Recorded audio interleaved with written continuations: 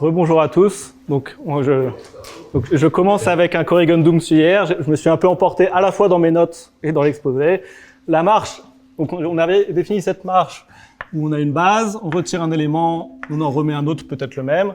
Elle n'est pas du tout régulière, elle n'a pas de raison de l'être. Mais en fait, ce qui est important, c'est qu'elle soit symétrique. Pourquoi elle est symétrique? Parce que pour aller de celle-là à celle-là, elle n'a pas x, elle a y à la place. Donc je suis obligé de retirer x. C'est quoi la chance de retirer x? Ben, s'il y a r éléments, c'est 1 sur r. Et là, c'est quoi la chance de monter ici? C'est plus compliqué. Je ne sais pas ce que c'est, cette chance-là. En fait, ce que je sais, c'est que c'est la même chance que celle de remonter ici. Parce qu'il y a un certain nombre d'éléments que je peux rajouter. Je ne sais pas combien il y en a, mais j'ai autant de chances de rajouter celui-là que celui-là. Donc ça va nous dire que la base, elle est symétrique. Et en fait, dans ce que j'ai raconté, c'est ça qui compte. Dès que vous avez une matrice qui est symétrique, il y aura la distribution uniforme en vecteur propre, parce que vu que, en fait, dès que vous avez une matrice stochastique, si vous la multipliez à gauche par des 1, c'est que vous sommez les probabilités sortantes, donc c'est 1, parce que c'est stochastique. Et vu que c'est symétrique, vous le passez à droite, et ça vous donne le vecteur propre. Donc il y a juste ça à dire pour corriger ce qu'il y a écrit dans les notes et ce que j'ai dit hier. Donc on va reprendre à partir d'hier. Donc l'objectif auquel on est arrivé, c'est qu'il faut contrôler la deuxième plus grande valeur propre en valeur absolue d'une certaine marche aléatoire. Et pour ça, j'ai défini des polynômes qui ont l'air d'en avoir rien à voir avec tout ça. Donc la première étape, ça va être déjà de connecter un peu tout ça. Hop. Donc le théorème qui connecte les deux objets. Donc c'est le théorème principal peut-être des papiers que je cite, qui est que donc si on prend un matroïde M à n éléments, le polynôme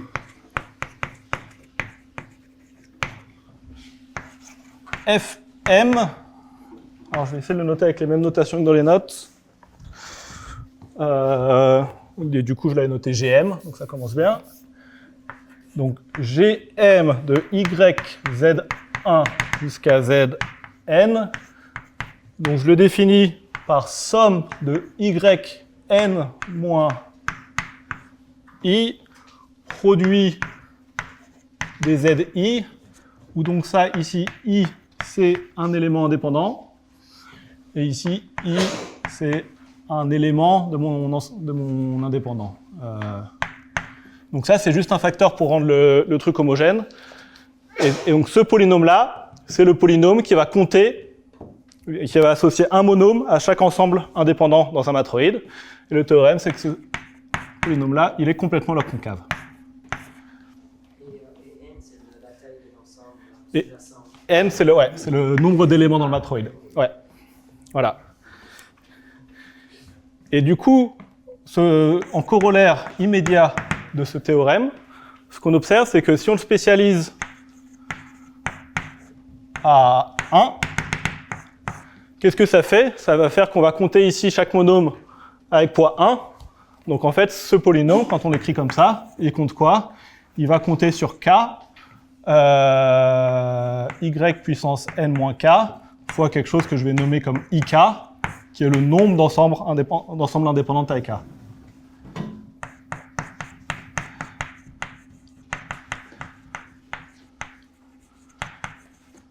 Donc c'est pas ça le corollaire. Le corollaire, c'est que ce truc-là, comme on avait dit, on peut spécifier des variables dans un polynôme complètement log concave. Donc lui, il est complètement log concave. Et donc, ce qu'on avait vu à la toute fin hier, c'est que quand on a un polynôme complètement log concave bivarié, oui, du coup, j'ai oublié un déterminant. Alors, c'est comment que je veux faire Ouais, bon, on peut rajouter une autre variable et ça marchera comme ça aussi. Et donc, ces éléments-là forment cette suite-là et ultra log concave. Alors, donc, c'est pas le même polynôme que le polynôme caractéristique d'Omide. Et le polynôme caractéristique d'Omide n'a pas de raison d'être complètement log concave. Donc, on a regardé un objet un peu différent et on a encore une autre condition de log concavité. Et quelque chose qui est assez marquant avec ça, c'est que, donc ça, c'est une conjecture, je crois que c'est la conjecture la plus forte de Mason. ultra forte, peut-être. Alors, ça date de quand? Bon, c'est écrit quelque part, c'est assez vieux. Donc ce théorème, il prouve cette conjecture. Et Mason, il avait formulé 3 conjectures, et la plus faible, c'était que cette suite IK était juste log concave. Et la première preuve de cette conjecture, donc qui est plus faible que celle-là, elle est dans le même papier de Adiprasito Wu et Katz que celui que nous a raconté Omid, et qui lui a valu en partie la médaille Fields. Donc ces polynômes complètement log concaves, ils font mieux qu'une médaille Fields. Donc ils sont pas mal. Voilà, c'est la motivation.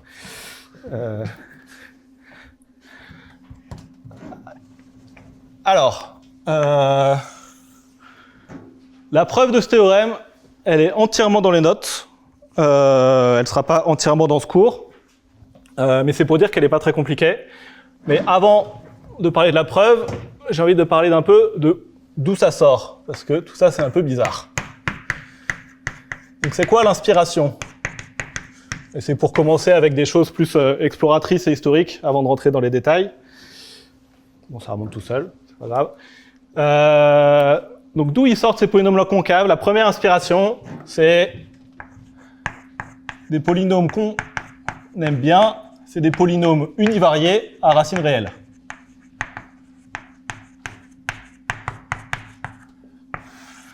Donc si vous avez un polynôme P, donc on prend toujours des polynômes à coefficient positif ici. Et si vous supposez que toutes ces racines sont réelles, ça veut dire que vous pouvez écrire P comme un produit de Z moins alpha I. Et les alpha I, ils sont négatifs, parce que vu que le polynôme est positif, si vous mettez un nombre positif dedans, ce ne sera jamais une racine. Et du coup, quand vous prenez log P, vous avez somme de log de Z moins alpha I, mais vu que les alpha I sont négatifs, ce truc-là, il est positif. Donc c'est une somme de log, donc c'est une somme de trucs concaves, donc c'est concave. Et en plus, les racines d'un polynôme réel, les racines d'un polynôme à racine réelle, dans les racines du polynôme dérivé P, elles sont où? Elles sont coincées entre les racines de P. Donc elles sont aussi réelles.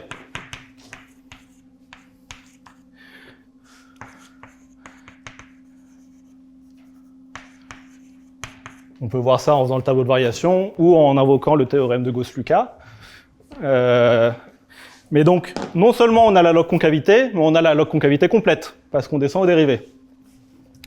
Donc c'est le premier exemple, et ça vaut le coup de regarder un peu ce qu'on a raconté sur ce premier exemple. Et ça donne un chouïa d'insight sur l'ultra log concavité, qui est quoi? Qui est que on la connaît tous depuis longtemps, sous la forme de ax carré plus bx plus c à des racines réelles.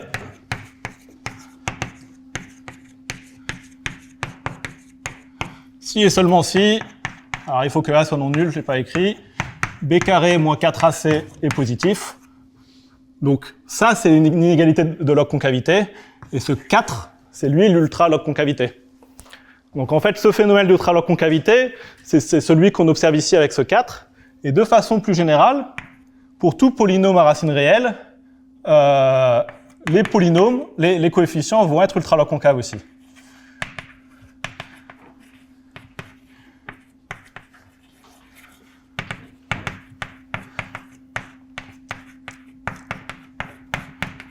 Et j'ai fait toute la démonstration, entre ce que j'ai fait hier et juste la petite observation ici. Il y a une version encore plus forte de Mason, comme quoi c'est ce polynôme est à racine réelle. Ouais, mais c'est pas vrai. C'est pas vrai. Je pense que c'est connu que c'est pas vrai. Ouais. Et donc ça s'appelle les inégalités de Newton. Je sais pas si vous connaissez. Hop. Et donc c'est une façon de le prouver. Donc de ce point de vue-là, les polynômes log concaves, c'est une façon multivariée de généraliser les polynômes à racines réelles et les propriétés combinatoires qui en sortent. Mais c'est pas la version la plus naturelle. Il y a une version historique qui est beaucoup plus étudiée et beaucoup plus connue. C'est ce qu'on appelle les polynômes stables.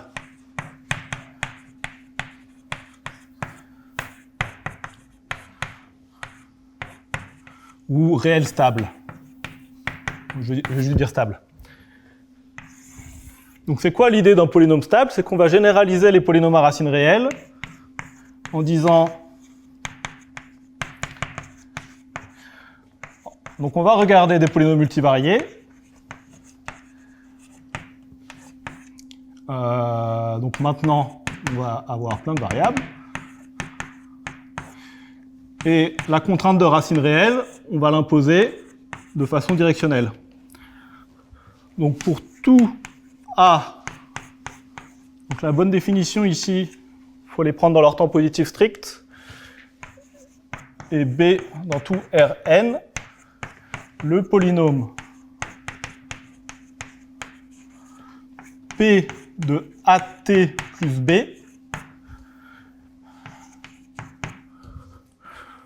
est non nul et à racine réelle.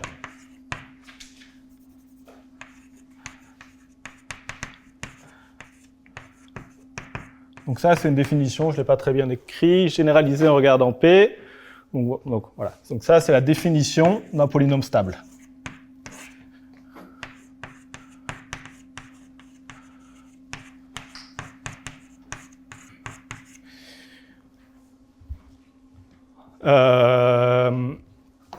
Et donc ça, c'est un peu mieux compris, enfin peut-être pas, parce que c'est plus compliqué en fait, mais c'est la définition historique, ça a été regardé par nos ancêtres.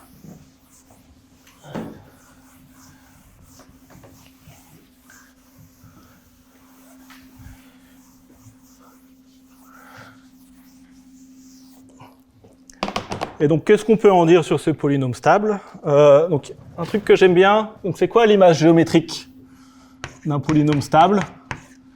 Donc, vous imaginez en deux variables, on va regarder un polynôme de degré 4. Donc, en fait, on va regarder en deux variables, on va regarder les racines du polynôme bivarié, donc ça va être des sous-variétés comme ça. Donc ça, c'est les lieux de f de z1, z2 égale 0. Tout ça, hop. Et la propriété de stabilité, elle dit quoi? Elle dit que si vous prenez n'importe quelle direction, donc vous partez d'ici, vous prenez n'importe quelle direction avec une pente positive, tchouk, et ben vous devez trouver, si vous êtes en degré 4, 4 racines. Donc l'image géométrique, c'est que les racines réelles, vous avez cette alternance comme ça, et vous touchez 4 fois l'axe des abscisses. Et en multivarié, vous avez une nappe comme ça, et pour toute direction, vous allez intersecter 4 fois les racines qui sont comme ça. Donc en degré 4, c'est comme ça. Hop. Et je vais abandonner la petite craie. Ok, donc qu'est-ce qu'on sait sur ces polynômes stables? Donc l'observation 1, c'est que stable implique complètement log concave. Ça vient d'où? Le log concave, c'est à peu près la même preuve que celle qu'ici. C'est-à-dire que cette propriété de racine réelle directionnelle, en fait, c'est celle qu'il faut quand on écrit la matrice hessienne du logarithme, et ça marche bien. Et le complètement, donc là, il faut se demander encore une fois, c'est toujours cette question de où sont les racines d'un polynôme dérivé en fonction des racines du polynôme primal. Et la preuve par l'image, c'est que dans ce cas-là, si vous avez un polynôme stable comme ça, le polynôme dérivé, dans toutes les directions, il va avoir les racines qui se mettent entre. Donc, par exemple, si je prends... Pourquoi? Parce que si je prends une dérivée directionnelle, ou par exemple la dérivée partielle ici, ben, le théorème de Gauss-Lucas, là, il me dit qu'il y aura une racine entre les deux. Et donc c'est vrai à tous les endroits, comme ça. Donc on va avoir cette propriété d'entrelacement de racines, et donc ça va être encore stable. Et donc ça, c'est une des raisons pour lesquelles ces polynômes ont été introduits. Mais la vraie raison, enfin non, ouais, c'est une raison pour laquelle on étudie les polynômes CLC, mais pourquoi on étudie les polynômes stables? La motivation d'étudier des polynômes stables, c'est pour montrer que des polynômes ont des racines réelles. En général, c'est pas facile de montrer qu'un polynôme a des racines réelles, et pour des polynômes combinatoires qui comptent des trucs, une façon naturelle de le faire, ça va être de multivarier le polynôme. C'est ce qu'on a fait par exemple ici avec les ensembles indépendants. Si on regarde juste le polynôme qui compte les ensembles indépendants, on sait pas trop quoi lui dire, mais si on le multivarie pour qu'il y ait un monôme, pour qu'il y ait un ZI pour chaque élément du matroïde, peut-être que le polynôme il se comporte mieux. Et donc on va multivarier le polynôme, on va montrer qu'il est stable, et ensuite on va le spécifier, et un polynôme stable en une seule variable, ça va être un polynôme à racine réelle. Donc ça c'est une méthode efficace, qui a marché pour un certain nombre d'exemples dans l'histoire, pour montrer qu'un polynôme a des racines réelles, et donc pour montrer que les coefficients de certains polynômes sont ultra-log concaves. Donc c'est un peu toute l'idée qui est derrière ça, et par exemple, pour le cas des ensembles indépendants de matroïdes graphiques, donc ça correspond à compter les forêts dans des graphes, on peut utiliser cette méthode-là pour montrer que le polynôme qui compte ça, il est à racine réelle, etc. Et les coefficients sont ultra-log concaves. Donc les gens, ils ont essayé de faire ça pendant longtemps, et du coup, après, ils se sont demandé, ah, mais peut-être qu'on peut prouver cette conjecture de Mason avec, et notamment, ils étaient encouragés par un théorème que je vais citer,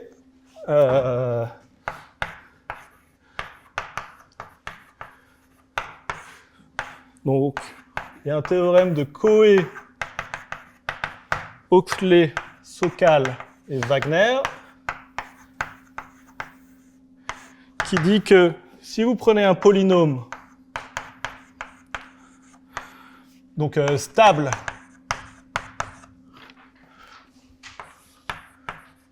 homogène et ce qu'ils appellent multi-affine. Multi-affine, ça veut dire quoi? Ça veut dire qu'il n'y a pas de carré dans vos monômes. Alors, donc sans carré. Ou sans cube, ou quoi que ce soit. Donc il n'y a que des x1, x2, x3, etc. Dans ce cas-là, on peut regarder le support du polynôme multi-affine. Donc c'est l'ensemble des...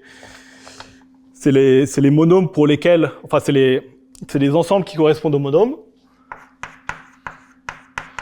Et le théorème, il dit que le support est l'ensemble des bases d'un matroïde.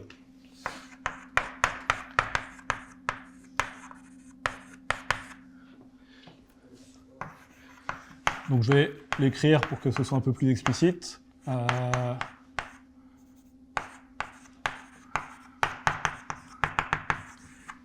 Donc pour l'exemple, si vous prenez un polynôme, je ne sais pas s'il est stable ce que je vais écrire, mais c'est juste pour dire ce que ça veut dire.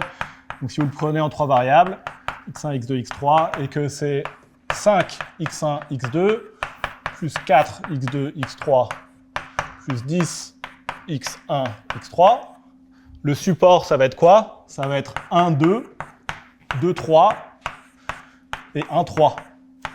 C'est les ensembles pour lesquels il y a des monômes qui apparaissent. Et c'est l'ensemble des bases d'un matroïde. Donc il y a cette connexion qui se fait entre les polynômes, les bases, les propriétés des racines, les propriétés de concavité des coefficients et les matroïdes qui apparaissent. Et quand on voit ça, ce qu'on a envie de faire, c'est montrer la réciproque. Pourquoi? Parce que si dans l'autre sens, on est capable pour n'importe quel ensemble de bases d'un matroïde créer un polynôme et montrer qu'il est stable, on met ça dans la machine, on obtient l'ultralog concavité des coefficients et on a montré la conjecture forte de Mason.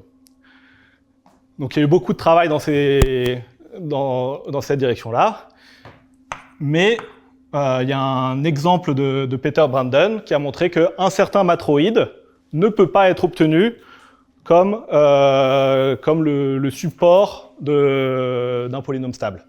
Donc ça peut pas marcher. Ces polynômes stables, ils sont trop restrictifs. Et du coup, dans ce cas-là, qu'est-ce qu'on fait? Eh ben, on regarde les polynômes stables, on regarde leurs propriétés, et on se dit, ben, je vais les généraliser. Donc je vais regarder une classe plus large, et peut-être que celle-là, vu qu'elle est moins restrictive, elle fera le travail. Et donc c'est ce qu'ont fait Anari, Liu, Oveis-Garan et Vincent, et c'est comme ça qu'ils sont arrivés à cette définition de complètement log concave. Ils ont pris la propriété qu'ils aimaient bien des polynômes stables, ils l'ont généralisée, ils se sont dit ça se trouve, ça marche. Et en même temps, Peter Brandon et Jun Yu, je pense qu'ils ont dû essayer de faire un peu pareil, et ils sont arrivés ils ont fait la même chose, sauf qu'ils ont pris une autre propriété, sur les polynômes stables. Ils ont défini une autre classe de polynômes qui s'appelle les polynômes lorentziens. Et en fait, c'est la même classe. Et tout marche pareil. C'est juste qu'ils sont partis d'une approche différente, mais en fait, tout ça, c'est la même approche. Et donc, on va voir tout de suite c'est quoi cette propriété lorentzienne, qui est une façon équivalente de penser à ces polynômes-là concaves. Donc, est-ce qu'il y a des questions sur ça? C'est pour justifier du coup un peu ces propriétés ad hoc. En fait, ça vient d'une quête qui a initialement pas marché, et finalement, en fait, il se trouve que c'est la bonne définition, quoi.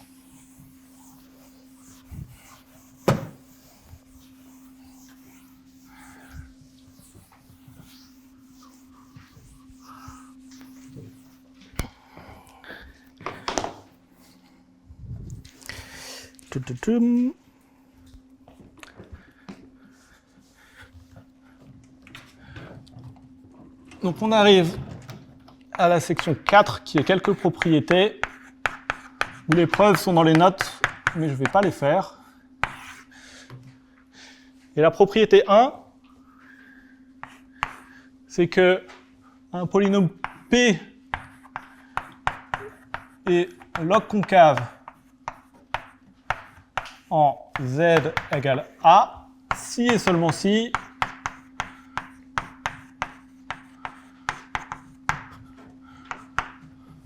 la Sienne de P évaluée en A a exactement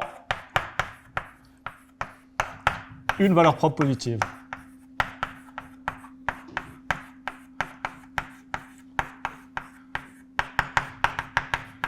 Et pour que ce soit vrai, il faut que je dise que P, donc il est homogène, un coefficient positif comme d'habitude, et il est de degré au moins 2.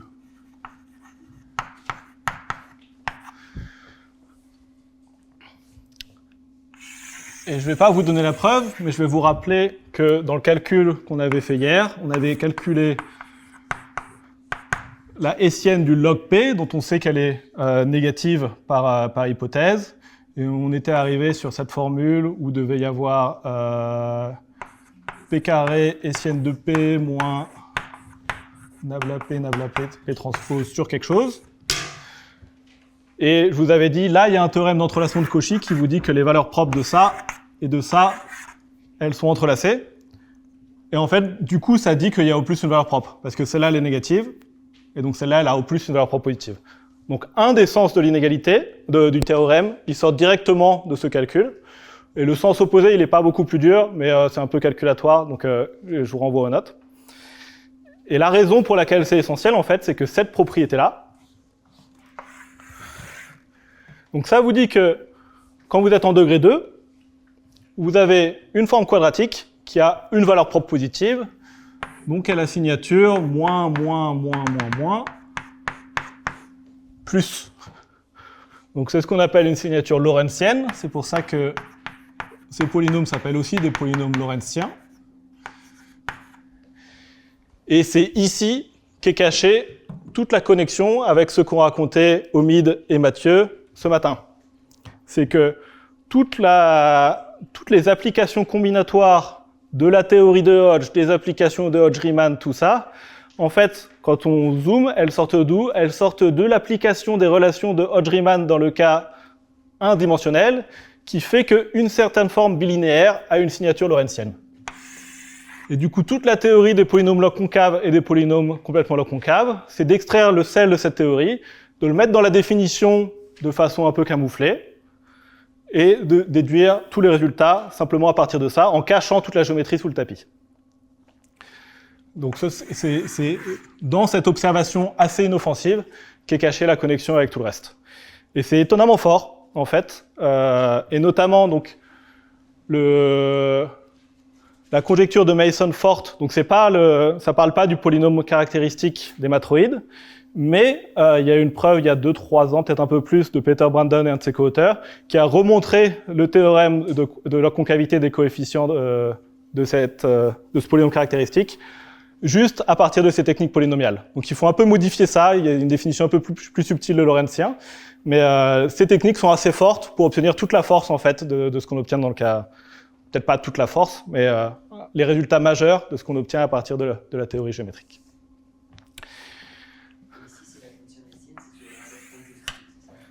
Ouais, j'ai pas écrit. Ouais, c'est toujours en z égale a. Ouais, je sais pas pourquoi j'ai mis 0. Hop. C'est dans n'importe quel a de leur temps positif. Ouais. Tout à fait. Donc c'est à ça que ça sert. Et maintenant, je vais vous donner assez rapidement une idée de comment on le prouve, ce théorème. Pas celui-là, celui du fait que c'est complètement log concave. Juste pour vous dire que c'est un peu pédestre.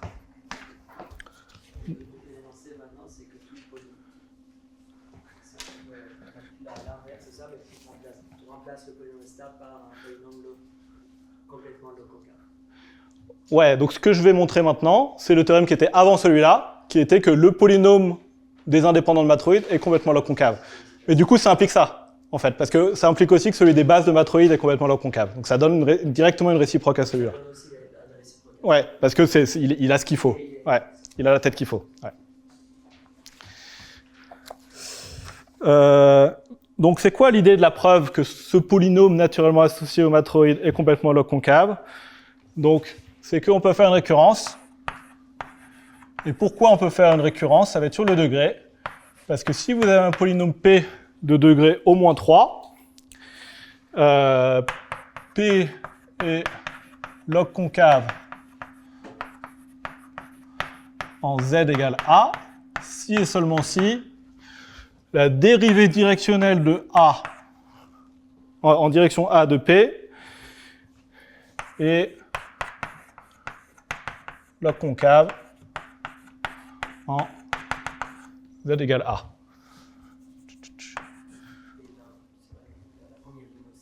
Z égale a. Je ne sais pas pourquoi, ouais, je dis a mais j'écris 0. Tout à fait. Ouais. Et la preuve est facile. La preuve, c'est que vu que vos polynômes ils sont homogènes, vous avez une égalité d'Euler qui vous dit que pour n'importe quel polynôme homogène, si vous prenez d fois le polynôme, c'est pareil que somme des zi des ronds sur des ronds ip. Donc vous pouvez lire le polynôme dans ses dérivés. Et vous appliquez ça là-dedans et ça marche. C'est juste ça.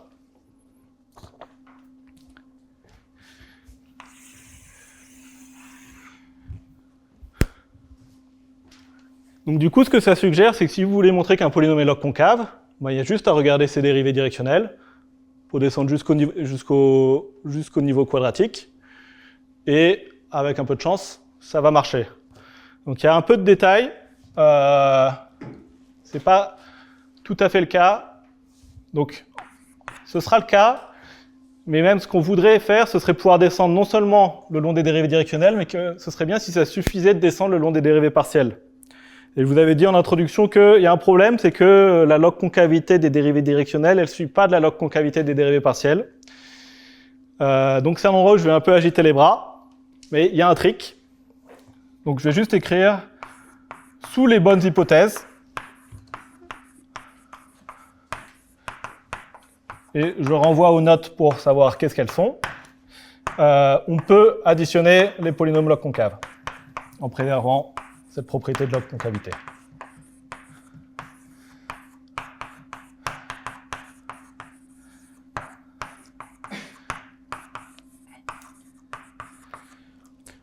Je ne vais pas trop rentrer dans les détails. C'est encore une histoire de forme quadratique qu'il faut bien étudier. Mais c'est assez élémentaire. Et du coup, ça permet de passer des dérivés directionnels aux dérivés partiels. Et du coup, ce que disent ensemble ces deux lemmes, c'est que pour montrer qu'un polynôme est complètement log concave, la seule chose qu'il faudra faire, ça va être quoi? Ça va être de regarder. Il suffit de tester qu'il est log concave, mais pour ça, il suffit de regarder les dérivés directionnels. Et les dérivés directionnels, si on a les bonnes hypothèses dont j'ai pas parlé, il suffit de regarder les dérivés partiels.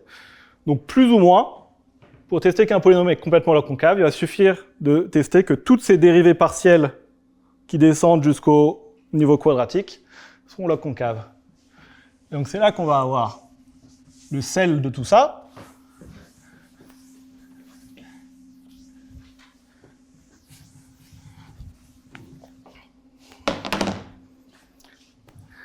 Et le sel de tout ça, c'est quoi? C'est que si vous prenez le polynôme fm, Donc on rappelle, Fm, c'est une somme de y puissance n moins i, produit des zi.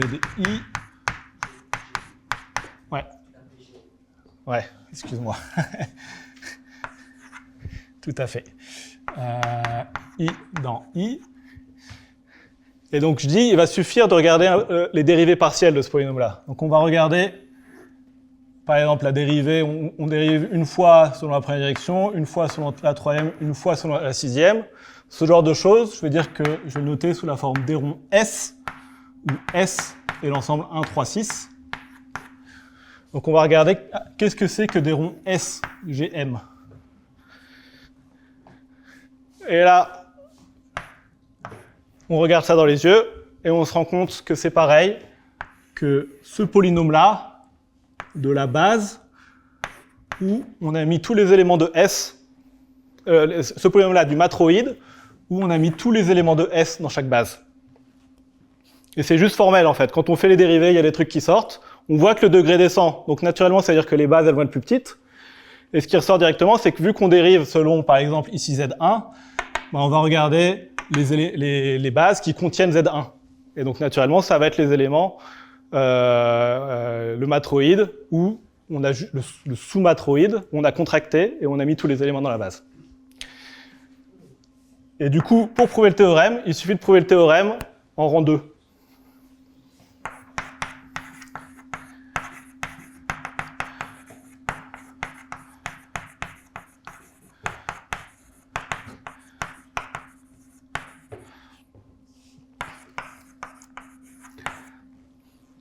Et sans trop savoir ce qui se passe derrière toutes les preuves des packages kählériens et tout, mais il y a toujours une récurrence qui est cachée derrière, et je pense que cette preuve-là, en fait, c'est une façon combinatoire de packager toutes ces récurrences pour arriver au cas simple de base de la récurrence. Et donc la seule question, c'est quoi un matroïde de rang 2 ? Et la réponse, c'est que c'est pas très compliqué un matroïde de rang 2. Vous imaginez, vous avez quoi ? Vous avez des éléments, donc là je vous donne un élément, et je vous donne un deuxième élément. Donc il y a deux choix possibles. Soit ces deux éléments, ils sont reliés, ils sont dépendants. Donc si on dessine ça dans le cas vectoriel, ça veut dire que celui-là et celui-là, ils sont collinéaires. Soit ils ne sont pas dépendants.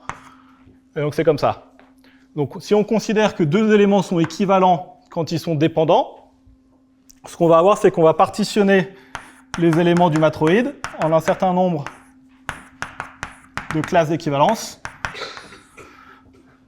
avec la propriété que si je prends deux éléments là-dedans, par définition, ils ne seront jamais indépendants. Et dès que j'en prends un là-dedans et un là-dedans, ou un là-dedans et un là-dedans, ils seront indépendants. Donc ce que ça dit, c'est quoi ? C'est que je peux décrire par une matrice les bases de ce matroïde. Et cette matrice, ça va être quoi ? Elle va ressembler à une matrice par bloc, avec K blocs, selon cette notation-là. Et pour une paire d'éléments à l'intérieur du même ensemble, je vais mettre un 0 pour dire qu'ils ne sont jamais indépendants. Donc là, on a plein de zéros.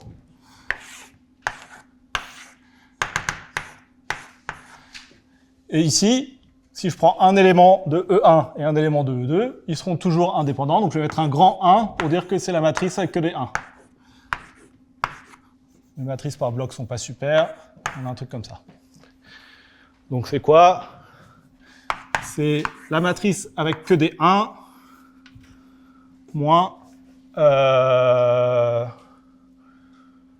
une espèce de matrice par bloc où il y a des 1 par bloc comme ça. Et des 0 ailleurs.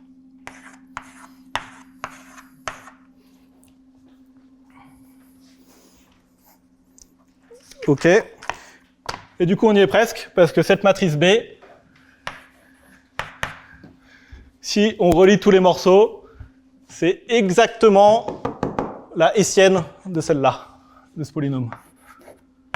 Dès que j'ai un... Alors non, c'est pas tout à fait vrai. Donc là, je vais vous donner un... On va simplifier un truc. Si on regarde plutôt, et c'est pour ça que je voulais mettre un F depuis le début, on va regarder un polynôme un chouïa plus simple que celui-là, qui va être le polynôme qui compte que les bases. Donc ça va être quoi? Ça va être somme des produits des xi pour i dans une base et b qui est une base. Donc là, on compte tous les ensembles indépendants, et ici, on compte que les bases. Donc c'est un peu plus simple. Donc si on regarde ce polynôme fm, et qu'on regarde qu'il est de rang 2, ce qui est notre hypothèse parce qu'on s'est ramené à ce cas-là, et qu'on regarde ça, on trouve exactement B. Et du coup, qu'est-ce qu'il faut montrer? On a dit, il faut montrer qu'il y a exactement une valeur propre positive. Donc, tout l'exercice pour ça, c'est que cette matrice-là a exactement une valeur propre positive.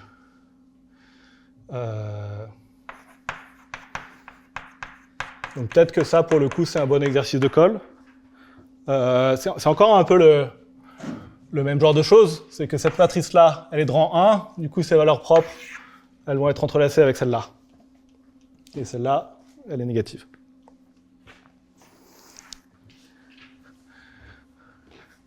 Donc qu'est-ce qu'on a fait dans tout ça?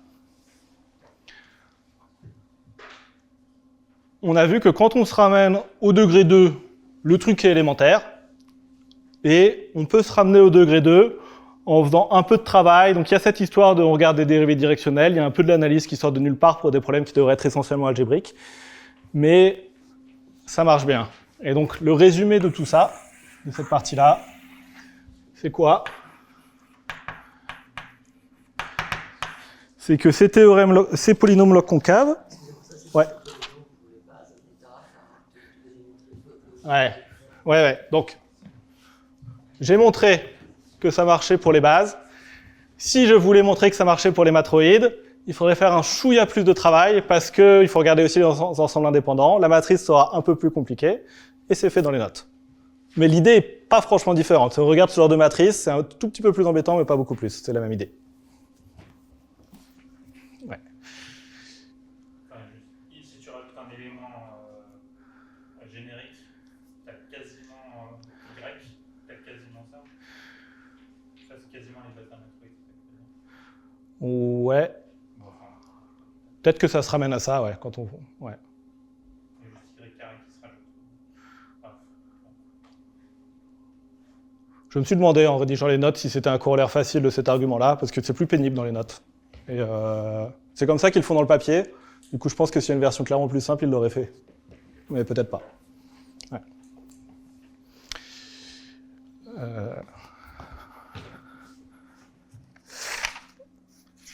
Voilà. Donc, le résumé, c'est que les polynômes CLC, donc c'est un peu une instance de...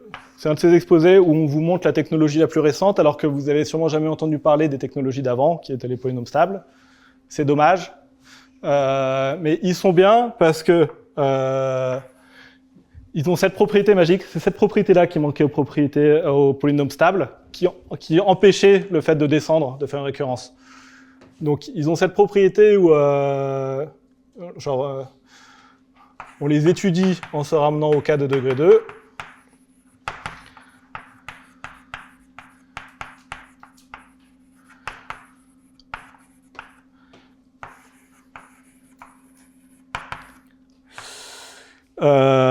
Il donne de l'ultra-log concavité.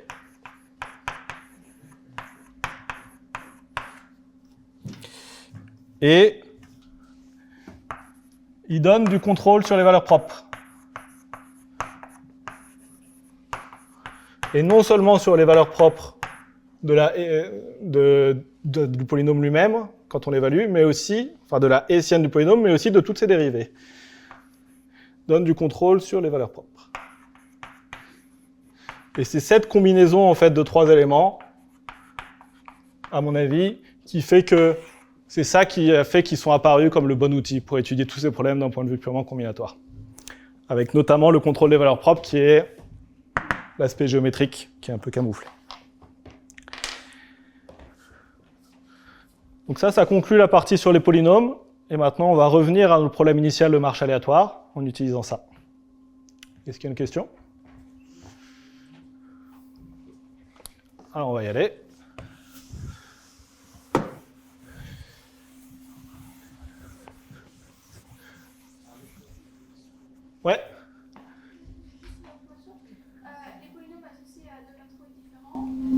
les multiplies, ça donne, et qu'on quotiente par des carrés ça donne une sorte de matroïde produit, le bonus.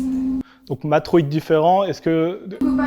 Soit on met des variables complètement différentes, Ouais. soit on identifie des variables, mais à ce moment-là, on est obligé de quotienter par les carrés une fois qu'on a fait. Donc en général, le produit de polynômes log concave va être log concave.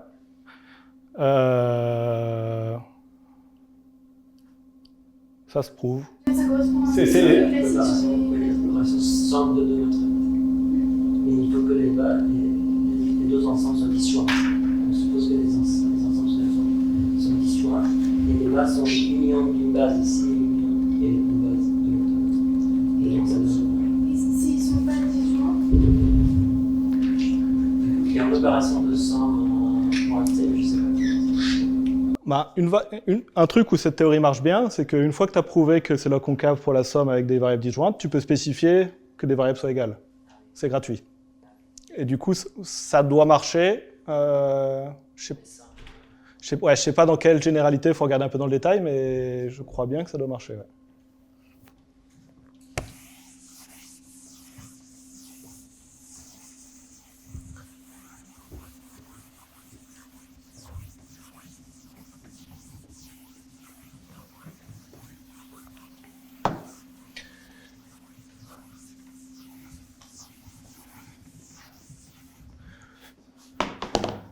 Ok. Section 4. Le retour au marché aléatoire.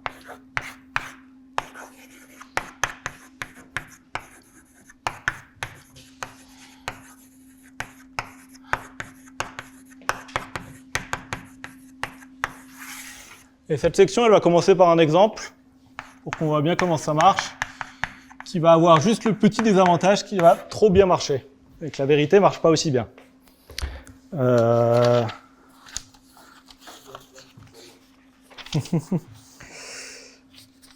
Et donc, c'est quoi mon exemple? Donc, on va prendre U. Je sais pas pourquoi tous les matroïdes, ils s'appellent toujours U. Enfin, celui-là s'appelle U. Donc, c'est un matroïde uniforme, sûrement pour ça. De rang 2 sur 4 éléments.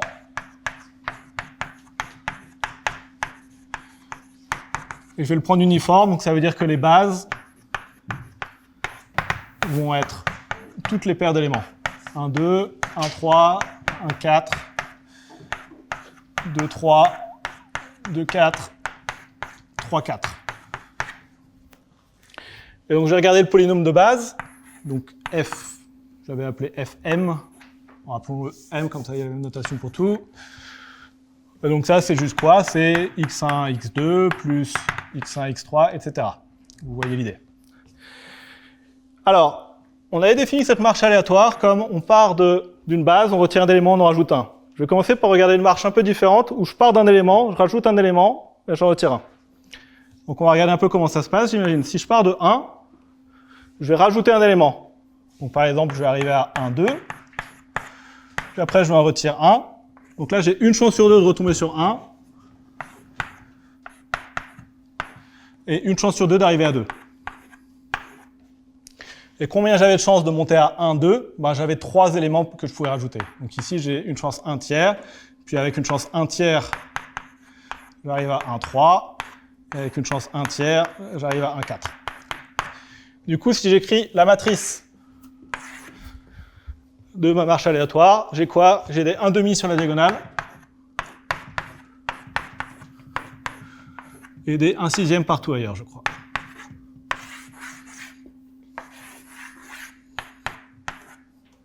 Cette matrice, je l'ai appelée M dans mes notes.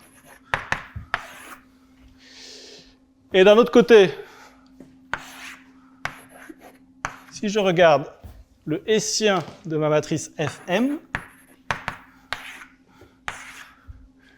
j'ai quoi? Je vais avoir des 0 sur la diagonale et des 1 partout ailleurs.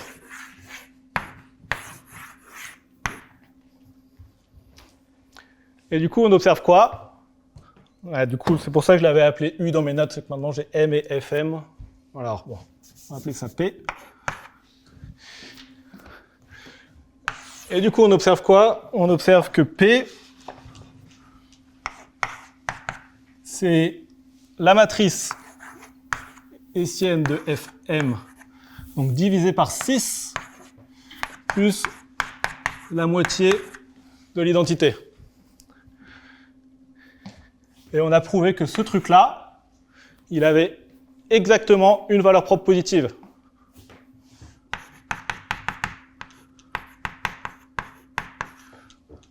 Du coup, quand je rajoute l'identité sur 2, ce truc-là, qu'est-ce qu'il a? La deuxième valeur propre.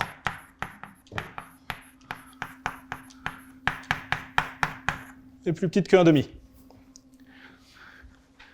Ce qui était exactement ce qu'on voulait montrer, sauf que c'est pas la bonne marche. Parce qu'on est parti à 1, on est monté à 2, et on est descendu à 1.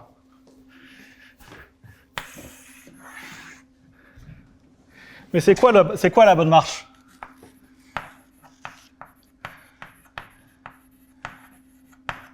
En fait, cette matrice-là, quand on part de 1 et qu'on monte à 2 et qu'on descend à 1, on peut voir ça comme... donc c'est quoi P?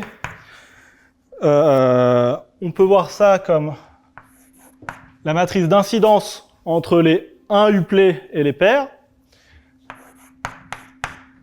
multipliée par sa transposée, en fait. C'est ça que ça fait quand on monte et qu'on descend. Et puis il va y avoir un facteur normalisateur qui est ici. Et la bonne marche, quand on est au niveau 2, qu'on descend et qu'on monte, ça va être quoi? Ça va être P', qui va être 1/6 de A transposé A. Parce qu'on commence par descendre, et ensuite on monte.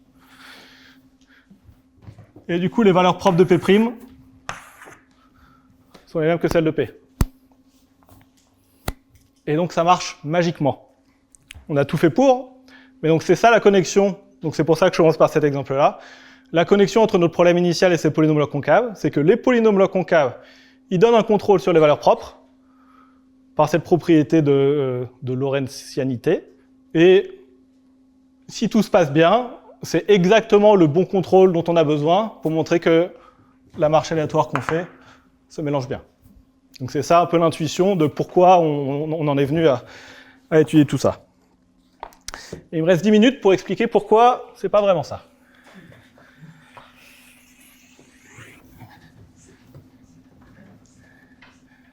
Donc ça va être section 2, mais c'est trop beau pour être vrai.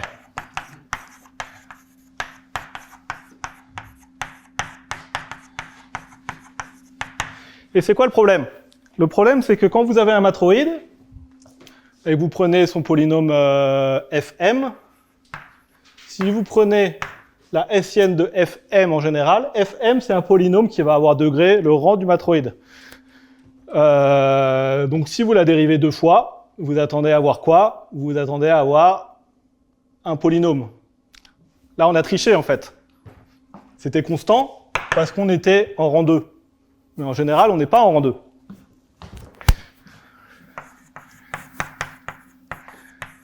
Enfin, toutes les entrées sont des polynômes.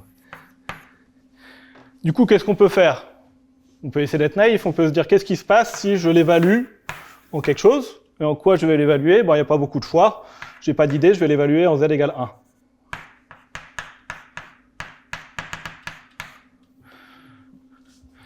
Bon, en fait, quand on réfléchit un peu à ce que ça veut dire avec l'évaluation là-dedans, en fait, la marge qu'on va obtenir en faisant ça, ça va être grosso modo la même que celle-là. C'est-à-dire que cette évaluation, elle va me permettre de contrôler ce qui se passe quand je suis tout en bas de la marche. Quand je pars de un élément, que j'en rajoute un. J'arrive à un ensemble indépendant de taille 2, j'en retire un, etc. Alors que ce qui m'intéresse, c'est d'analyser ce qui se passe tout en haut de la marche. Quand je passe d'une base, que je descends et que je remonte, et que je descends et que je remonte. Dans l'exemple, ça coïncidait parce que le rang était petit, mais en général, ça va pas du tout être le cas. Donc c'est marche, on va dire. Donc ça va être comme là-bas, donc c'est la marche au bas. On commence par monter, après on descend, mais de dimension 1.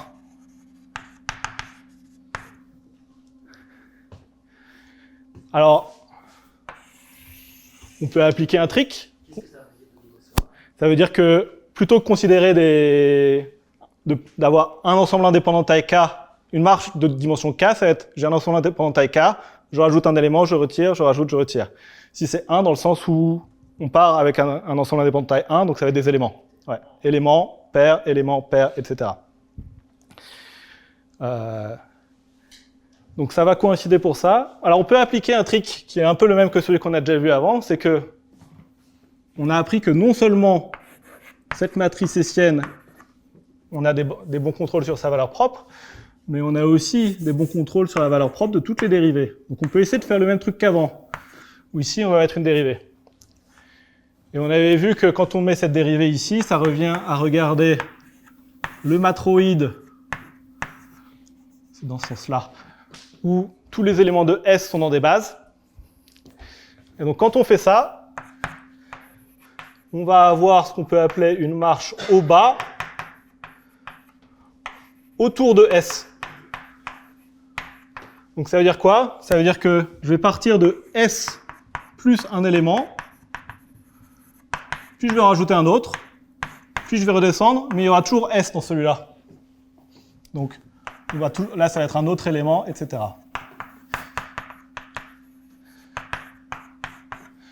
Donc on va jamais, même si on fait ce truc-là, même si on dérive beaucoup pour arriver tout en haut, on va avoir un problème que on va toujours avoir cet ensemble S, c'est-à-dire qu'on va rester très local autour d'un certain ensemble indépendant, alors que le but de notre marche, c'est qu'elle mélange, donc elle se balade vachement. Donc là, il y a un vrai problème à résoudre, c'est que on dirait que notre outil n'est pas le bon pour analyser ce qui se passe. Et en fait, si on voit ça, si on dézoome un peu, ce qui se passe, c'est qu'on a une structure qui est plus générale qu'un graphe. Vous avez parlé d'expansion dans un graphe, mais maintenant, quand on regarde les ensembles indépendants de matroïdes, comment ils s'emboîtent et tout, on peut voir ça comme plus largement qu'un graphe. C'est un complexe simplicial, c'est-à-dire qu'on va avoir des relations d'ordre 3, par exemple, d'ordre 4. Quand on a 3 éléments qui forment un ensemble indépendant, on va avoir un hypergraphe, une relation d'arité 3. 4 éléments forment aussi quelque chose, etc. Donc, en fait, la question qu'on pose un peu ici, c'est quand on regarde cet objet très compliqué, donc la bonne formulation, ça va être d'appeler ça un complexe simplicial, comment est-ce qu'on peut comprendre ses propriétés globales en ayant juste des informations locales, c'est-à-dire sur les expansions de marche locale autour de certains éléments. Et ça, il se trouve que c'est un sujet de recherche hyper actif en informatique. Donc c'est ce qui s'appelle l'expansion en grande dimension. Je ne devrais pas écrire ici parce que... Ouais, je vais effacer, je vais mettre là-bas.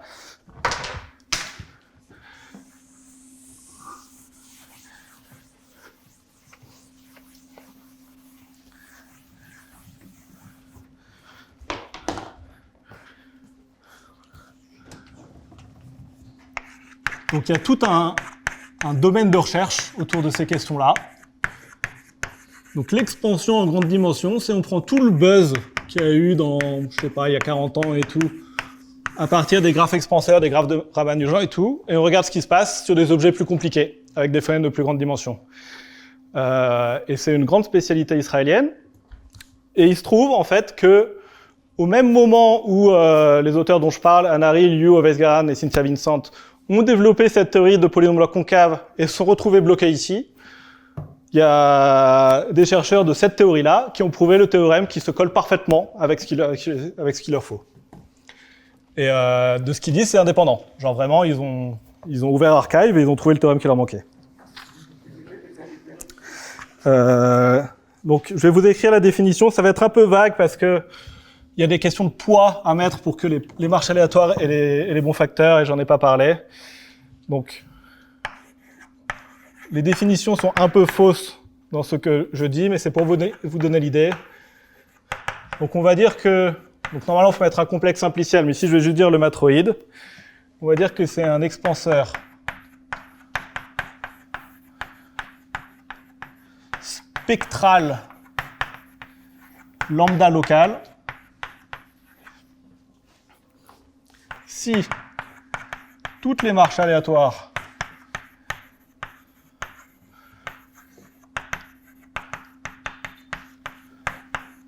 locales, donc au sens que j'ai défini ici,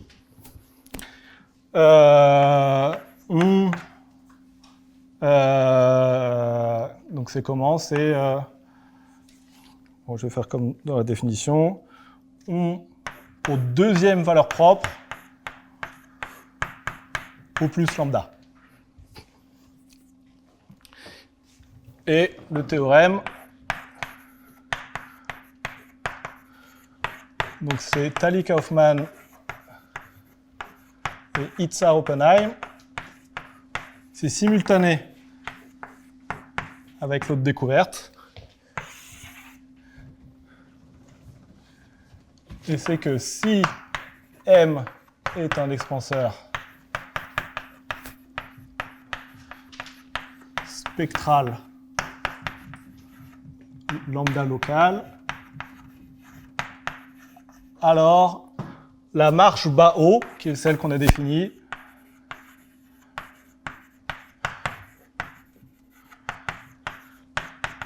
satisfait lambda étoile plus petit que 1 moins 1 sur R moins R moins 1 sur 2 lambda.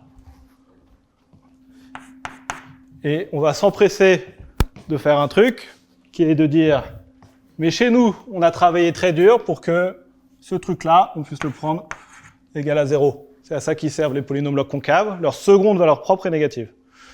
Donc on va prendre ça égal à 0. Et puis c'est bon. Donc j'ai caché quelques petits trucs sous le tapis. Notamment si vous regardez ces matrices hessiennes, elles ne sont pas stochastiques. Il faut les multiplier par une certaine diagonale pour qu'elles soient stochastiques. Mais ça ne change pas le signe des valeurs propres. Donc c'est pas un problème.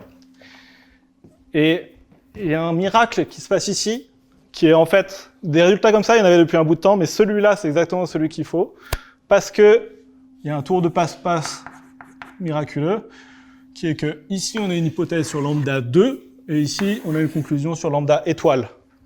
C'est-à-dire que ces marches aléatoires-là, ça se trouve, elles ont des valeurs propres négatives qui sont très proches de 1.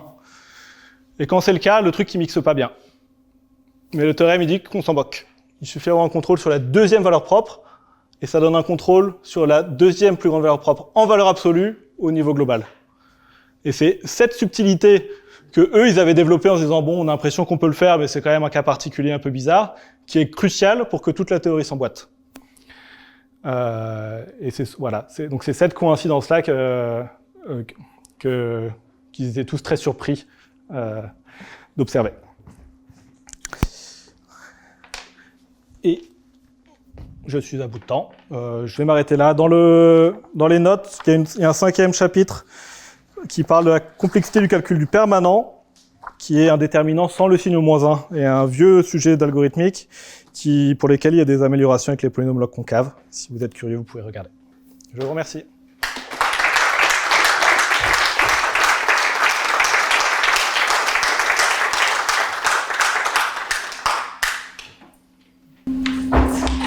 Est-ce qu'il y a des questions sur cet exposé? Ouais. C'est C'est le matroïde de Fano. Et moi j'ai une question. Ce théorème il est plus général, c'est ça, c'est que tu regardes un complexe simplicial, tu regardes un simplex de codimension 2, et tu regardes la marche aléatoire autour de... Tu vas regarder le link. Donc l'hypothèse, c'est si tu sais que tous les links expandent. Tous les Ouais, tous les links. Dans ce cas-là, le truc expand, la marche globale expand. Ouais. tous les links, pas seulement les links associés à cette codimension 2. Ouais, tous les links. Et on peut obtenir tous les links avec ces dérivés ici. Ouais.